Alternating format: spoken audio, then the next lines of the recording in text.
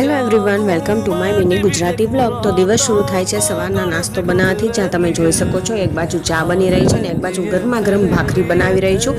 અહીંયા મેં ભાખરીમાં ઘી લગાડી લીધું છે, સાથમાં થોડા ગાંઠિયા લીધા છે અને ચા લીધી છે અને અમારી નાસ્તાની પ્લેટ કમ્પ્લીટ છે। જો છો ને કેવી સરસ લાગી રહી છે। ત્યારબાદ બપોરનો જમવાનો સમય થઈ ગયો, તો જેમાં મને કેટલાય દિવસથી પનીર ભુરજી ખાવાની બહુ જ ઈચ્છા હતી। તો મેં ડુંગળીને ટમેટાને સાતળી દીધા છે, સાથે આદુ મરચાં અને લસણની પેસ્ટ પણ ખાંડી લીધી છે। અહીંયા રોટીનો લોટ બંધાઈ ગયો છે અને અહીંયા હું શાક બનાવીને તમને દેખાડી રહી છું કે કેવું કલરફુલ અને રેડ બ્યુટીફુલ શાક લાગી રહ્યું છે।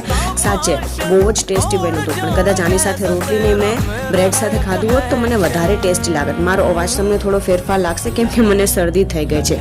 રાત્રે ઠંડી અને બપોરે ગરમીની સિઝન મિક્સ ચાલે છે એટલે ત્યારબાદ રાત્રે જમવાનામાં મેં ફૂલ થાળી બનાવી લીધી હતી, તમે જોઈ શકો છો। મને દાળ ભાતમાં દહીં મિક્સ કરીને ખાવાની બહુ જ મજા આવે છે। આજ માટે આટલું જ, ટાટા।